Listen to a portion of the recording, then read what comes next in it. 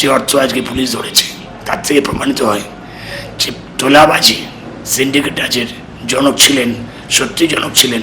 তার জন্য আজকে এত কোটি কোটি টাকা সোনা ওনার কাছে পাওয়া যাচ্ছে।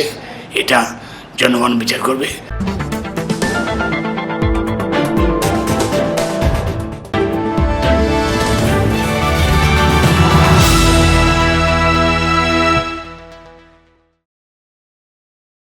রাজারহাট নিউ টাউনের প্রাক্তন বিধায়ক সব্যসাচী দত্ত, যার নাম জড়িয়ে তোলাবাজি সংক্রান্ত মামলায় 2026-এর নির্বাচনে বিজেপির শঙ্কর চ্যাটার্জির কাছে হেরেছিলেন প্রায় 35,000 ভোটে। সম্প্রতি ইডি তদন্তে উঠে আসে তার অগাধ সম্পত্তির তথ্য। এই তথ্যের সাথে প্রশ্ন উঠে আসে, কোথা থেকে এলো এত সম্পত্তি? অর্থ পাচারের র্যাকেট কিভাবে চলতো? তার সবটাই ট্রু নিউজ বাংলার পর্দায় জানালেন বারাসতের বিধায়ক শঙ্কর চ্যাটার্জি। শঙ্করদা, আপনি সব্যসাচী দত্তকে 35,000 ভোটে হারিয়ে আজকে বারাসাতের এমএলএ হয়েছেন। তারপরেই ইলেকশনের পরেই সব্যসাচী দত্তর এই বিশাল বিপুল কেলেঙ্কারি সামনে এলো। আমার প্রথম প্রশ্ন যেটা মাথায় আসছে, আপনার প্রথম অনুভূতি কি হলো যখন আপনি দেখলেন সব্যসাচী দত্ত এই ব্যাপক কেলেঙ্কারি কাণ্ডে ফেঁসেছে? দেখুন, ইলেকশনের সময় আমি আশাবাদী ছিলাম তৃণমূলের দলের যে কাজকর্ম, সেই কাজকর্মের জন্যে একটা পরিবর্তন চেয়েছে বাংলার মানুষ। সেই পরিবর্তন হওয়ার মধ্যে দিয়ে আজকে ইলেকশনটা হয়েছে এবং জনগণ ভেবে নিয়েছিল যে বহিরাগতকে ভোট দেওয়া হবে না। বারাসাতবাসী খুবই আহত। তারা চেয়েছিল যে ভূমিপুত্র দিক শাসক দল তৎকালীন তারা জনগণের সেন্টিমেন্টকে উপেক্ষা করে দলীয় মত জবরদস্তি চাপিয়ে দিয়েছে। তার জন্য জনগণ আজকে আমাকে ভোট দিয়েছে। তারা চেয়েছিল ভূমিপুত্র চাই এবং সব্যসাচী দত্তের এগেনস্টে প্রচুর ক্লেম, প্রচুর গুন্ডামোর অভিযোগ বারাসাতের বুকে সেই গুন্ডামি করতে এসেছিলেন, প্রচুর বাগান বাড়ি ভাড়া নিয়েছিলেন, বহিরাগত ঢুকিয়েছিলেন। কিন্তু নির্বাচনের কমিশনের কড়া দৃষ্টি, উনি কিছু করতে পারেননি এবং বারাসাতবাসী দুহাত তুলে ভূমিপুত্রকে আশীর্বাদ করেছে। শঙ্করদা, আপনি কি আগে থেকে জানতেন সব্যসাচী দত্তর এই কার্যকলাপের ব্যাপারে? ওনার যে একজন বান্ধবী আছে, তার কাছ থেকে কত 7 কেজি সোনা পাওয়া গেছে, আরও এত সম্পত্তি, সবকিছু আরও যা দুর্নীতি উনি করেছেন, এগুলোর ব্যাপারে কি আপনার কাছে তথ্য ছিল নির্বাচনের আগে? জানতাম উনি রাজারহাটে সিন্ডিকেট রাজের জন্ম দিয়েছেন, সিন্ডিকেটের জনক বলা হয় ওনাকে। কিন্তু আমার ধারণার মধ্যে ছিল না একজন রাজনৈতিক ব্যক্তিত্ব তারা এইসব কাজ করতে পারে। আমি সারাটা জীবন দলের সঙ্গে আছি, অন্তত 40 বছর আমি এই দলটা করছি। কোনো রকম কেলেঙ্কারি আমাকে স্পর্শ করতে পারেনি। আমি জেলা সভাপতি ছিলাম। আমি চাই জনগণের কাছে দায়বদ্ধ এবং এরা যে এত আর্থিক কেলেঙ্কারির সঙ্গে যুক্ত হয়ে পড়েছে কোনো করে আমি আইডিয়া করতে পারিনি।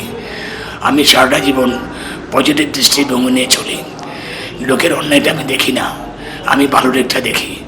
তো স্বাভাবিকভাবে উনি যে এত আর্থিক কেলেঙ্কারি মানে যুক্ত আছেন, ওনার বান্ধবী আর তৃণমূল দলের ট্র্যাডিশন আছে একটা, যারাই অর্থ কামায় তাদের একাধিক বান্ধবীর অস্তিত্ব খুঁজে পাওয়া যায়। তো আমি সেই বান্ধবীর কাছে সব টাকা থাকে, এটা একটা অদ্ভুত পলিসি তৃণমূল দলের নেতাদের। তো যেভাবে উনি অর্থ ইনকাম করেছেন সেটা নিশ্চয়ই ন্যায়ভাবে যুক্তিসঙ্গত হবে, কোনো অর্থ ইনকাম করতে পারে না আমার জানা নেই। সুতরাং যে অর্থ আজকে পুলিশ ধরেছে তার থেকে প্রমাণিত হয় যে তোলাবাজি সিন্ডিকেট রাজের জনক ছিলেন, সত্যি জনক ছিলেন।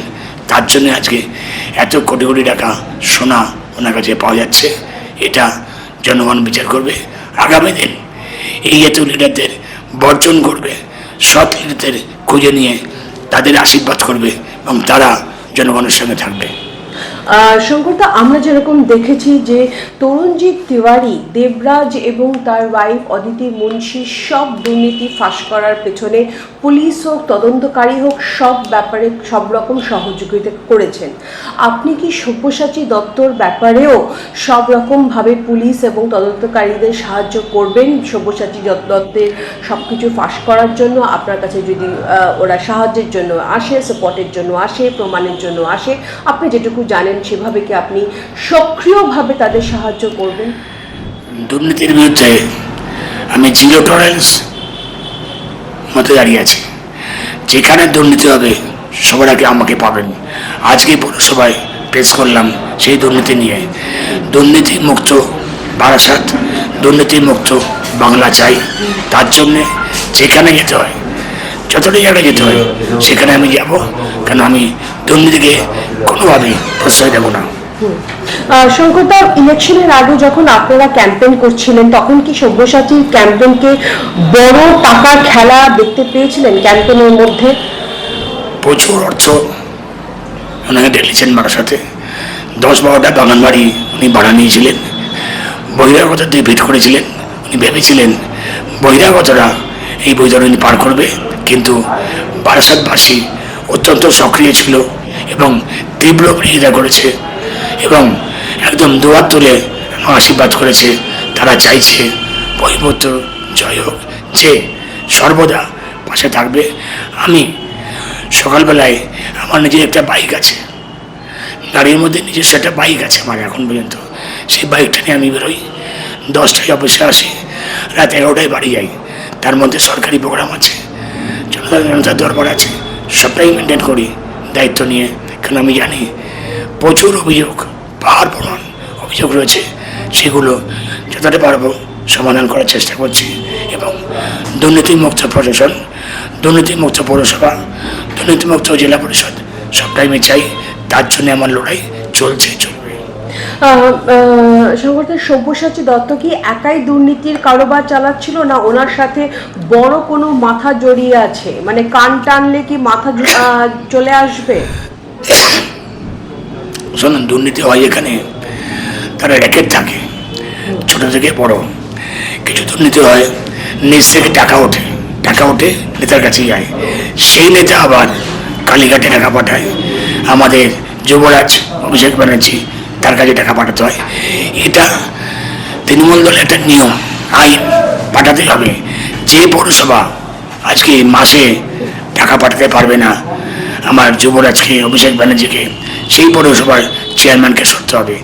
এই যে অদ্ভুত নিয়ম তোলাবাজির এবং এই যে সিস্টেম লাগু হয়েছে, সেই সিস্টেমের বিরুদ্ধে আমরা সেই জন্য আমাদের প্রত্যেকটা কাজ এই দুর্নীতির বিরুদ্ধে লড়াই চলবে।